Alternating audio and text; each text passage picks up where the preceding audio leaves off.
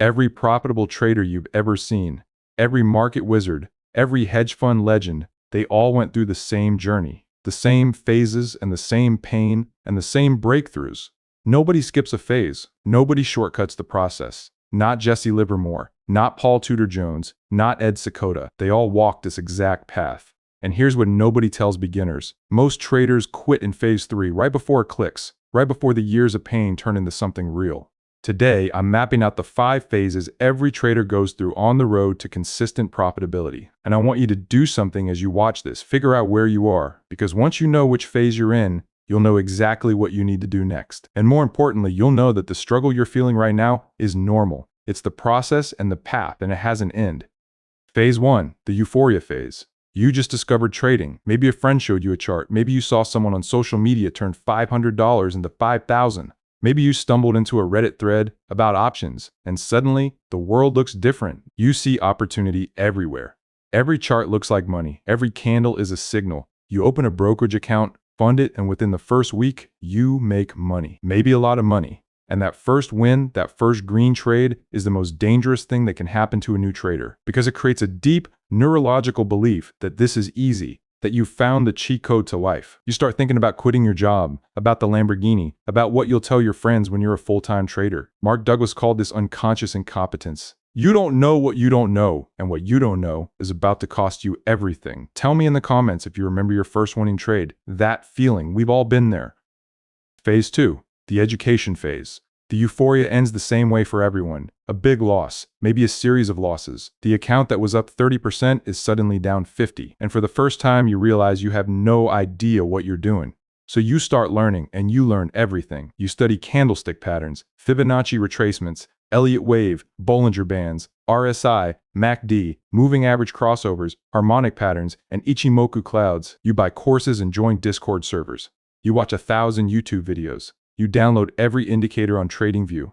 And you know what happens? You still lose money, because you're collecting tools without understanding the game. Every new indicator feels like the answer for a week, then it fails. So you find another one, and then another. This is what traders call the indicator treadmill. And some traders stay on it for years, even decades, sometimes forever. The education phase isn't about accumulating knowledge. It's about discovering what knowledge actually matters. And most of what you're learning in this phase simply doesn't. Jesse Livermore learned this lesson 100 years ago. He spent years as a tape reader, studying price and volume, before he became one of the greatest speculators in history. And he said something that cuts right to the heart of phase 2.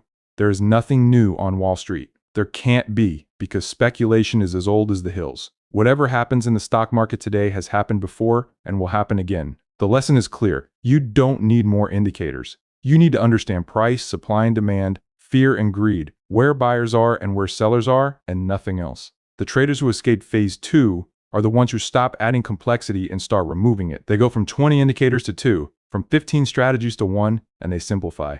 And simplification is the first real sign of progress. And this is where it flips. The painful truth about phase 2 is that the majority never leave it. They spend their entire career searching for the perfect system when the system was never the problem. Phase 3, the frustration phase. This is the valley, the dark night of the soul, and this is where nearly everyone quits. You've done the work. You have a strategy, you've backtested it, and you know it has an edge. The numbers are right there in the spreadsheet.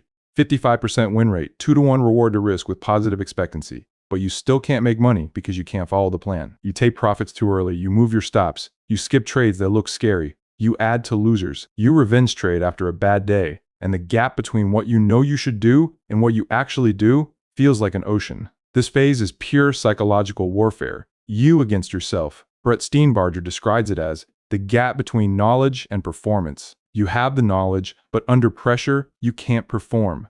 And every failure deepens the frustration. Every loss confirms the voice in your head that says, maybe you're just not cut out for this.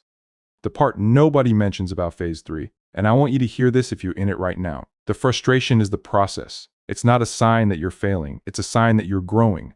Mark Douglas said the consistency you seek is in your mind, not in the markets. The market isn't inconsistent, but your mind is. And the frustration you feel is your mind reorganizing itself. You're literally rewiring your neural pathways, learning to override deeply ingrained protective instincts so you can sit calmly while money moves against you. That's not easy, and it shouldn't be easy. And the traders who quit in this phase, they were often just months away from the breakthrough. If you're in phase 3 right now, If this is the phase where everything feels impossible, keep going. What you're building can't be bought in a course or downloaded from an indicator, because you're building yourself. What phase are you in? Leave your take below. I want to hear where this community is on the journey. Phase 4, the breakthrough phase. And it happens quietly. There's no fireworks, no lightning bolt moment. One day, you just follow the plan the whole day. You take your setups. You honor your stops. You let winners run.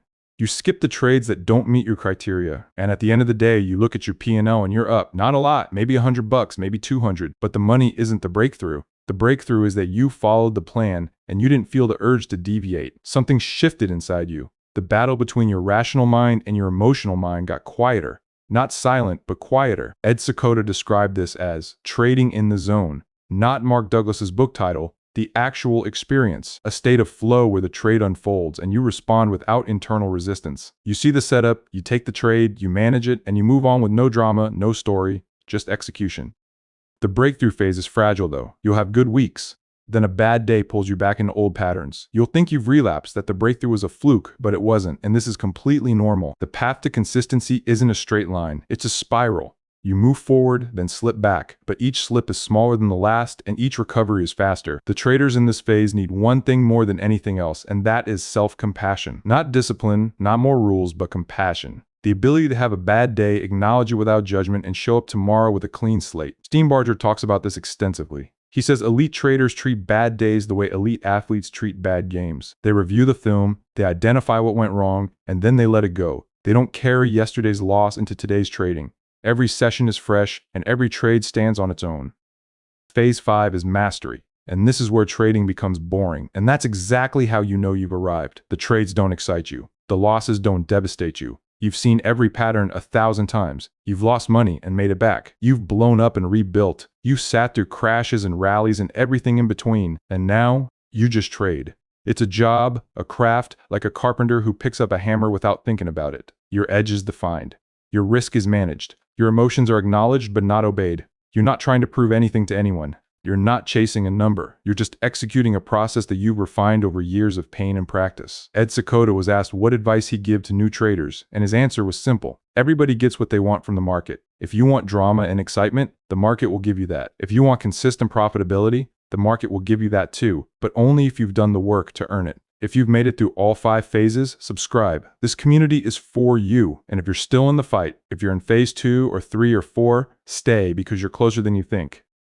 So where are you? Phase 1, riding the high of early wins, not yet humbled by the market. Phase 2, drowning in indicators and courses, searching for the holy grail that doesn't exist. Phase 3, you know what to do but can't make yourself do it, stuck in the frustration valley. Phase 4, the plan is starting to click.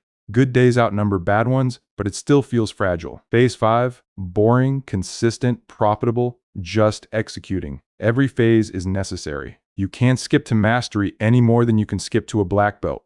The years in phase 3, the losses, the frustration, the self-doubt, that's the tuition, that's the price of admission. And every single trader who made it paid that price with no exceptions. The only traders who fail permanently are the ones who stop showing up. If this video helped you see where you are on the journey, send this to someone in the thick of it right now. They need to know the struggle has a name and an ending. Until next time, keep showing up.